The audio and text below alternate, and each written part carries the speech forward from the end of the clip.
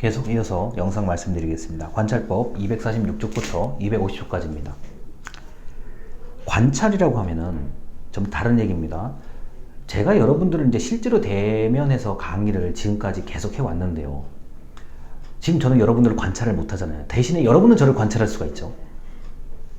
아니, 여러분이 저를 굉장히 관찰할 수 있는 여지가 많아요. 오늘은 교수님이 오늘은 머리가 이상하다, 옷이 이상하다, 말투가 이상하다, 자세가 이상하다, 뭐가 있다. 만약에 제가 지금 이 수업을 듣는, 이 조사방문 수업을 듣는 분이 65명인 것 정도 되거든요. 65명이 만약에 나름대로 점검 목록을 가지고 제 영상을 평가할 수도 있어요. 자, 뭐 나름대로 항목을 만들어서 뭐는 뭐고 뭐는 뭐고 뭐는 뭐다.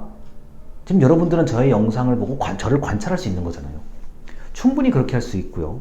그다음 제가 이제 대면 수업에서 학생들을 관찰해 보면은 대충 이게 어느 정도 나오잖아요. 아침 9시 수업은 힘들어요.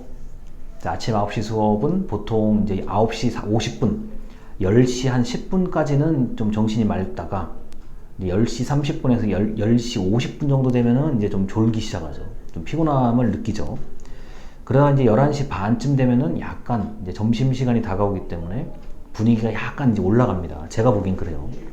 그 다음 점심 먹고, 자, 점심 먹고 1시 반 수업 시작하는 거예요. 1시 반 수업 시작하는 거는 이제 좀 아무래도 밥 먹고 나서 좀 졸리죠. 만약에 수업 내용이 더 졸린다고 하면 거의 수면제나 마찬가지고요. 초반에 거의 딱 한 30분 딱 집중하다가 2시 이후에 이게 좀 내려갑니다. 쭉 내려가요. 자, 그리고 3시에 시작하는 수업도 마찬가지고 아닌 수업도 마찬가지인데 보통 4시, 3시 반에서 4시 한 20분까지 최저점으로 내려갑니다. 최저점으로 내려갔다가 5시를 기준으로 다시 정신이 말짱하게 돌아오죠. 왜냐? 이제 모든 일과가 끝난다는 생각이 들거든요. 자, 그리고 5시 반, 5시 40분쯤 되면 이제 빨리 집에 가고 싶은 마음이 들기 시작하죠. 약간 불안해하는 학생들도 계세요. 난 빨리 무언가를 타고 가야 되는데. 자, 이게 관찰법이에요. 나름대로 이게 어느 정도는 제가 감을 잡고 이제 강의를 할 수가 있을 것 같아요. 왜냐면 오랫동안 봤으니까요. 자, 그런데 문제는 제가 지금 객관성을 유지해서 보는 건 아니죠. 우리 연구조사방법에서의 관찰법은 관찰자가 객관성을 유지를 해야 되고, 객관성을 유지할 수 있도록 사전조사도 많이 하고, 지금 여러 번 반복하지만 훈련과 연습이 필요합니다. 여행계획을 세울 때 사전조사를 꼼꼼하게 하는 것과 비슷해요, 이게. 다만 여행계획은 주관성을 가지고 우리가 하는 거잖아요. 나는 어딜 갈 거야. 이거는 객관성의 문제가 아니에요. 그건 가고 싶은 대로, 그 사람의 희망한 대로 주관성을 가지고 가는 거죠. 대신에 객관성을 유지할 때 그 꼼꼼함과 여행계획을 짤 때 주관성을 유지할 때 그 꼼꼼함은 제가 볼 때 노력이 비슷해요. 그러니까 우리 그렇잖아요. 여행계획, 우리가 어디를 거쳐서 A 코스로 갈까, B 코스로 갈까, C 코스로 갈까, 이거 나름대로 조사하잖아요. 동선도 조사하고, 만약에 자동차를 운전할 경우는 자, 연료비, 기름값 등등 모든 것을 계산하잖아요. 그 꼼꼼한 정도의 조사와 우리 연구조사의 객관성 유지에 필요한 꼼꼼함은 제가 볼 땐 같아요. 다만 이게 애초에 객관성이냐 아니면 내가 하고 싶은 것대로 하는 주관성이냐의 차이죠. 그리고 이제 관찰법은 정보 제공자, 내부자를 활용해서 더 쉽게 관찰이 가능합니다. 이게 만약에 어린이집이라든가 유치원이라고 한다면 어린이집 선생님과 유치원 선생님을 통해서 우리 관찰자가 조금 더 편안하게 아이들한테 다가갈 수가 있죠.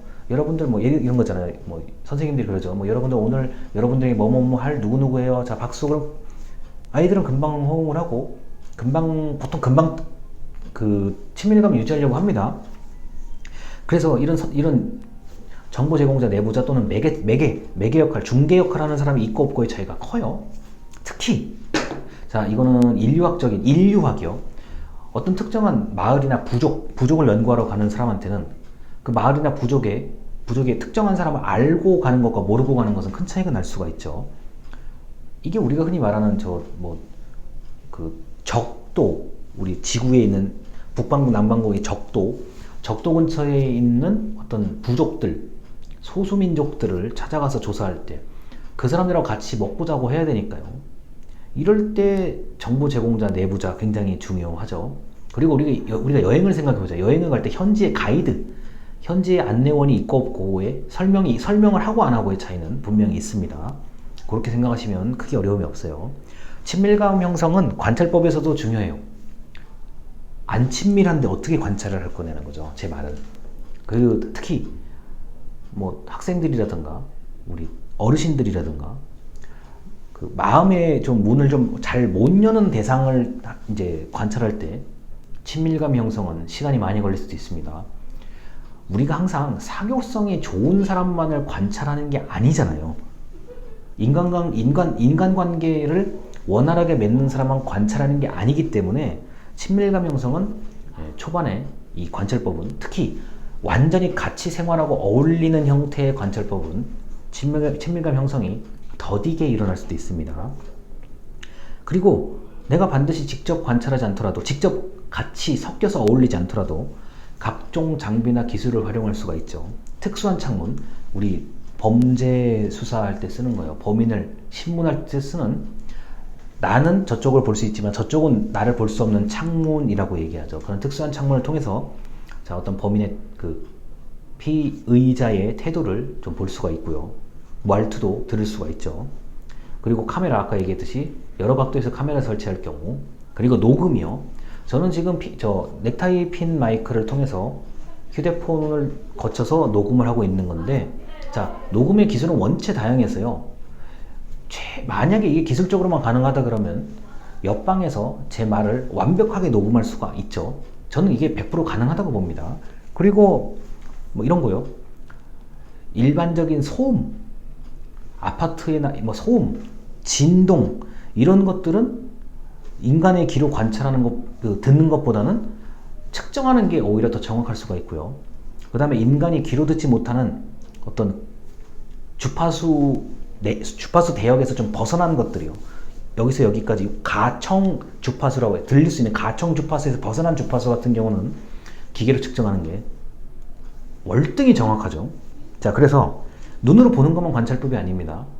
자, 냄새 맡고 뭐 귀로 듣고 만져보는 것, 이런 것들이 모두 관찰법에 아주 중요한 요소로 할 수 있죠. 자, 다만 이제 눈으로 보는 거에 대한 눈으로 들어오는 정보가 인간에게는 약 70% 이상이 되는 경우가 많기 때문에 눈으로 보는 걸 중심으로 얘기를 하는 거죠. 만져보는 거 중요하잖아요. 이게 액체냐, 뭐 고체냐, 뭐 딱딱하냐, 부드럽냐, 이거 굉장히 중요한 거고요. 그 다음 들리는 거 방금 얘기했고요. 냄새, 향수 생각하면 되잖아요. 향수.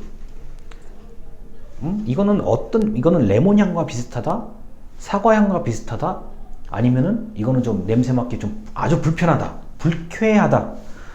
모두 관찰법입니다. 그리고 식물, 동물 모두 마찬가지.